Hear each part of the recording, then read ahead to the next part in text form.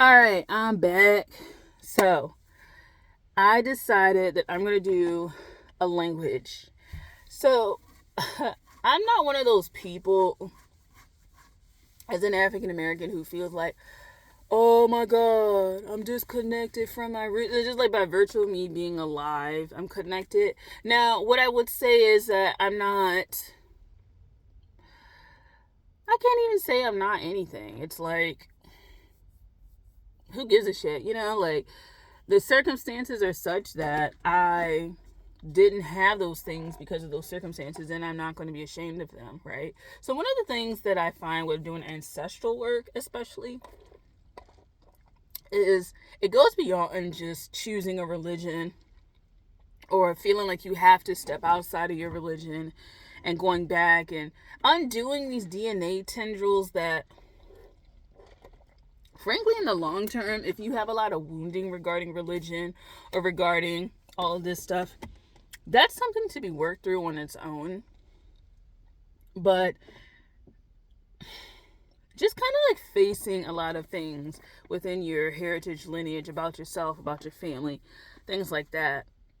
Doing that work is really important, I think, on this path. At some point, it comes up. If it doesn't come up around your Saturn return, which is coming up for me, then I kind of just feel like if you start to have yearning for making family, if you start having, these deeper questions, and especially if you have a lot of pains and there's circumstances that you just don't quite understand why you have so much triggering, so many issues, so many, things like that, it's probably an indicator of some sort of familial wound, whether it's just strictly parental or it's your larger heritage community. But I'm thinking on this, as I get in more into this ancestral stuff, I'm not particularly coming to it the way that I think some African Americans come into it, and that is just everything was fucking lost. And I don't know, like, I kind of hate that disposition. I mean, it's a strong word to say hate, but I don't know. I just don't understand why. I mean, I understand why, but I don't know. Like, as I get older, maybe because it's becoming more secure with the circumstances and being okay with how things played out. And I think as I get older, I'm more okay with how things turned out. And not that I don't want to see any justice, not that I don't want to see any things kind of like explored and acknowledged and released and let go of, but that I'm more at peace because I opened up that bridge to ancestors, and so I don't have these big ass questions that like eat at my soul or things like that. In that way, like, I don't know, like, it, I just find fostering these relationships, or I don't have, it's it's kind of hard to say because a lot of it comes from a lot of other people projecting onto others, um, about what their heritage is and letting other people tell you what your heritage is and what it isn't. And having people be unassuming or unintentionally gatekeeping the things that you need and giving that power away. And part of the ancestral struggle and the human condition struggle is giving boundaries and not setting them, dissolving boundaries, that Piscean energy, having these woundings, these misunderstandings in the human condition of wanting to be sovereign, and just having these pushes and pulls, and just very interesting relationships, and interpersonal and external and internal. And I think the human condition, once you start to do your ancestral work, becomes more apparent. But that you also, as you go down your own journey, if people would, I don't want to say mind they fucking business, but if people actually did the work on their own heritage and acknowledging their heritage and acknowledging their issues on just an individual level, community wise, communally, things would probably be a lot better.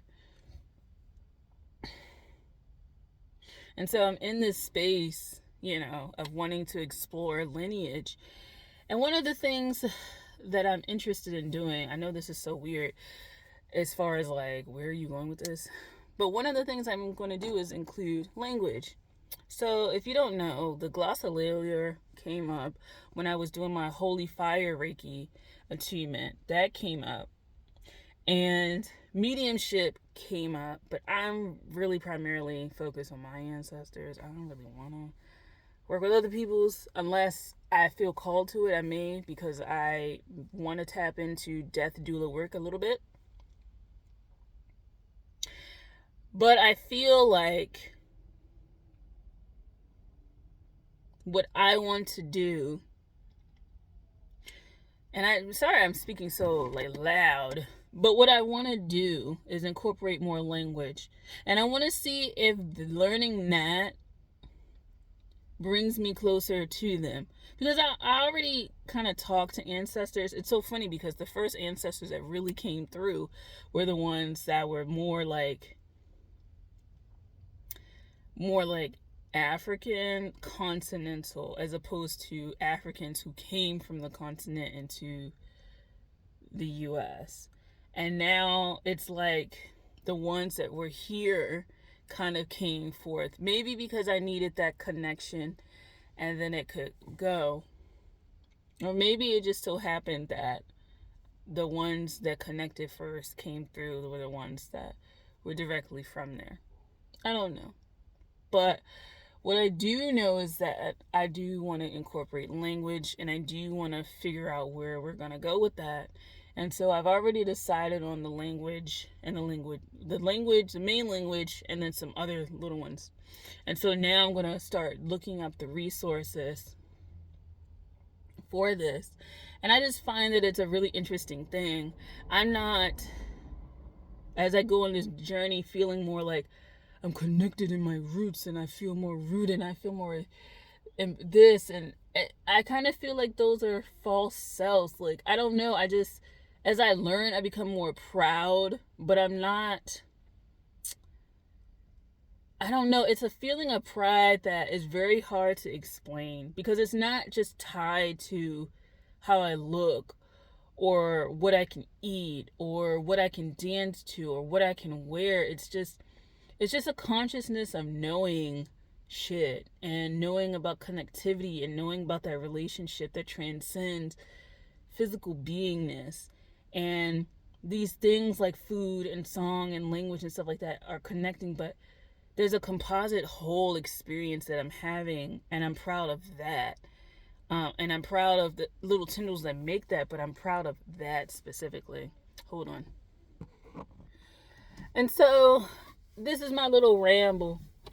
But yeah, like, I decided on a language. I'll figure out where we're going to go. Because another thing about heritage languages is, specifically if you're African American, is that if you don't feel called to the major languages where you may have a lot of library resources, a lot of things like that, this may be really hard for you. You know what I'm saying? Like, this could be really hard. So, figuring that shit out is really kind of hard. It's like hard now.